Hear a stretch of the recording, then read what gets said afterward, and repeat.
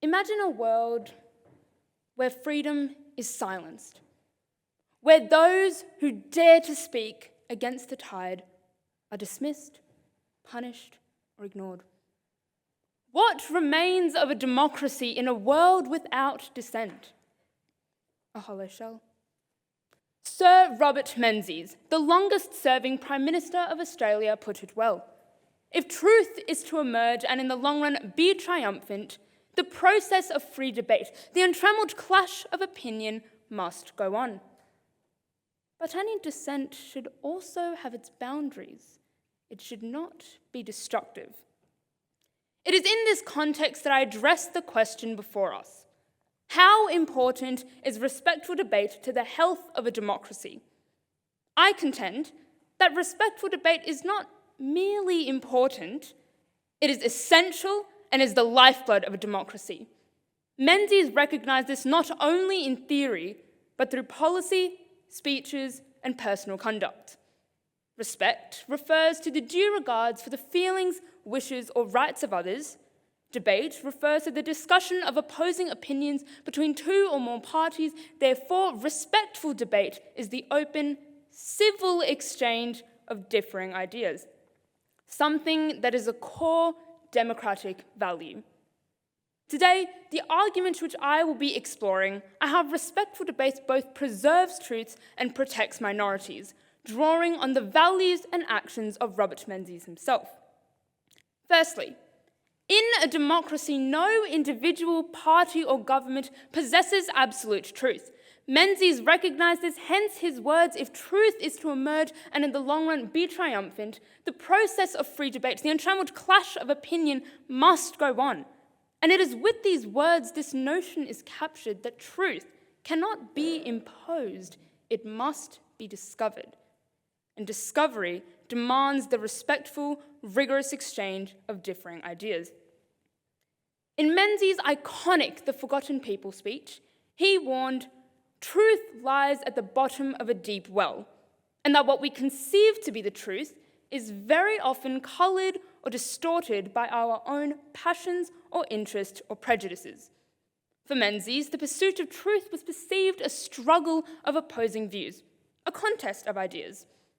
This idea echoes the 19th century philosopher John Stuart Mill, whom Menzies deeply admired. In Mill's On Liberty in 1859, he wrote, "The liberty of contradicting and disproving our opinion is the very condition which justifies us in assuming its truth." Menzies quoted Mill repeatedly, convinced that no idea, regardless of how widely accepted, should be exempt from scrutiny. Why? Because progress is derived from challenge. When we shut down disagreement, we stall innovation, and respectful debate is the oxygen of discovery. It is because of this why Menzies warned against groupthink. He believed that a democracy without debate is like the body without breath. Truth to him was not handed down by authority, it was revealed through respectful disagreement. Another key idea that must be explored is the protection of minorities. Now, Menzies was a conservative, but he was not afraid to defend the rights of those he disagreed with. In a broadcast in 1942, Menzies stated, "The whole essence of freedom is that it is freedom for others as well as ourselves. Freedom for the people who disagree with us as well as our supporters. Freedom for minorities as well as for majorities." Menzies understood that a democracy that only protects the popular voices is not a democracy at all, it is a tyranny of the majority. Similarly, in 1938, after visiting Nazi Germany, Menzies declared how the press there sang the same tune. No dissent, no debate. That it was not strength, but rather suppression. And it frightened him. Even in society, free speech must be protected, he would say. He often cited Mill's concern about the despotism of custom, where even in democracies, people were punished socially, economically, or politically for expressing unpopular views stated in Mill's On Liberty in 1859. In today's world, this translates directly into cancel culture, where minority voices are not only suppressed by laws and policies, but rather pressure. Respectful debate offers a remedy. It gives space for those voices to be heard, to be tested, and when right, to prevail. Respectful debate gives space for these voices to be heard and ensures that no individual is to blindly conform to a single ideology without questioning it.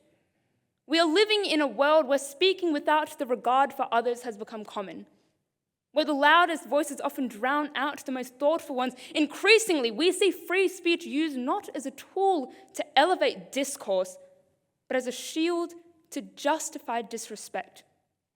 But we must ask ourselves, is this truly the kind of society democracy needs? Freedom of speech is a pillar of democracy, but without respect, it simply becomes noise. Freedom of speech is essential to our democracy. And in an era of division, respectful debate is not a luxury, it is a necessity. It is how democracies think, grow, and survive. Thank you.